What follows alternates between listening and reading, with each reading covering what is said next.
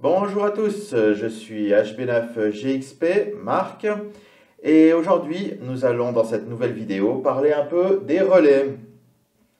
D'abord on va parler de l'utilité de ces relais. Donc les ondes VHF, UHF et supérieures sont sensibles au relief. C'est-à-dire que si un obstacle, une montagne par exemple, se trouve entre deux stations, elles ne vont pas pouvoir communiquer par onde directe. Il se peut que ça fonctionne par diffraction, mais c'est loin d'être garanti en tout temps. Voilà.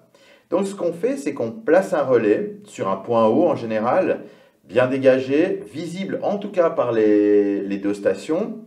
Et ce point haut sert de relais pour transférer l'émission d'une des stations vers la deuxième. Voilà.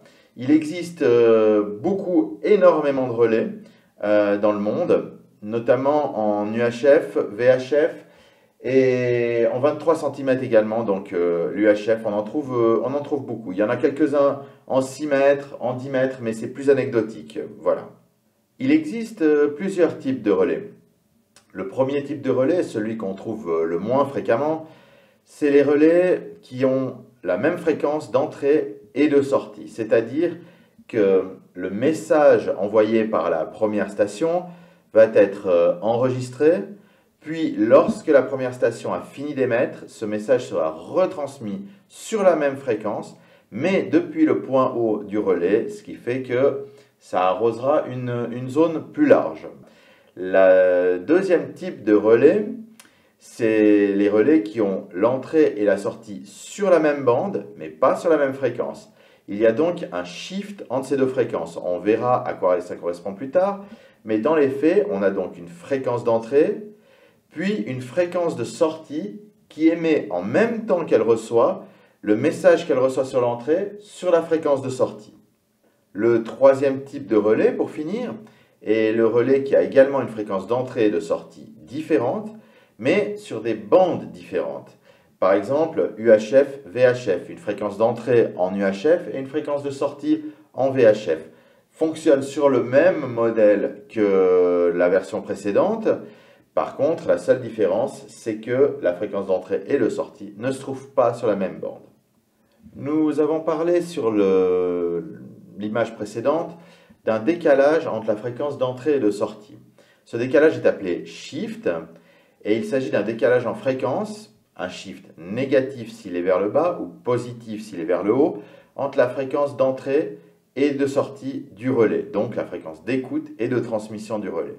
Par exemple, un relais qui se trouve sur R0, qui est un canal prédéfini, on en parlera plus tard et je vous mettrai le lien vers ces canaux dans la description de la vidéo, se trouvera donc en écoute sur 145 000 et en émission sur 145 600. Pour utiliser ce relais, il vous faudra donc régler votre émetteur en écoute sur 145 600 et programmer un shift négatif de 600 kHz pour émettre sur 145 000.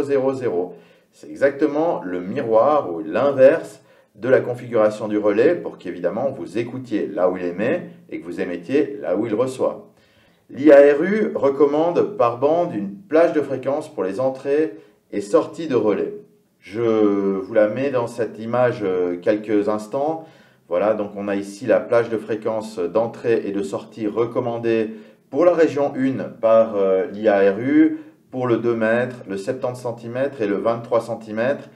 Pour le reste, je ne pense pas qu'il y ait de... Ah, si, peut-être pour le 10 mètres, il y a également des fréquences d'entrée et de sortie recommandées.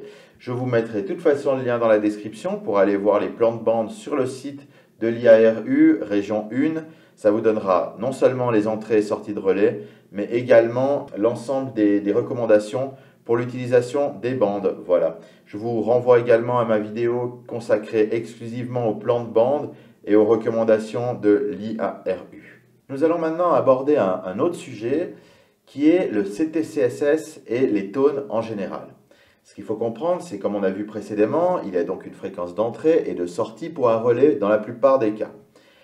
On comprend bien que si cette fréquence d'entrée n'est pas protégée, tout QRM qui va apparaître sur la fréquence d'entrée sera retransmis sur la fréquence de sortie à grande échelle puisqu'il sera transmis par le relais qui lui est sur un point haut.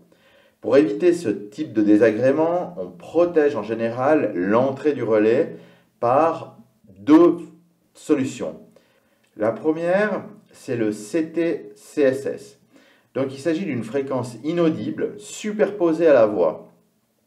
Cette fréquence permet d'ouvrir donc le relais, c'est une sorte de squelch, plutôt ça permet d'ouvrir le squelch et ces fréquences sont prédéfinies. On trouve par exemple 67 Hz, 71,9 Hz, etc. Il y en a une série comme ça de quelques dizaines. Je pourrais vous mettre la liste, je vous mettrai la liste en commentaire. Voilà. La deuxième possibilité pour protéger la fréquence d'entrée d'un relais, il s'agit d'un tone. Donc ça c'est une fréquence audible pour le coup, qui ressemble à une sorte de bip. En général, un tone fréquemment utilisé est le 1750 Hz.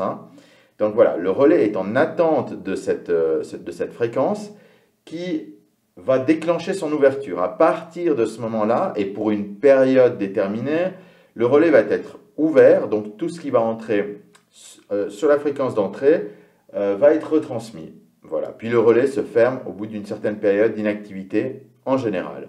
La dernière chose qu'il nous reste à voir, c'est comment trouver ces relais, soit pour les écouter, soit pour les utiliser si vous êtes en possession d'une licence. Donc, on peut évidemment scanner les fréquences de sortie des relais pour pouvoir les écouter, puisqu'elles sont prédéfinies. Un certain nombre de relais suivent ces recommandations, la majorité. Il peut arriver que certains relais soient hors recommandation de l'IARU. Maintenant, il existe une application qui s'appelle Repeater Book.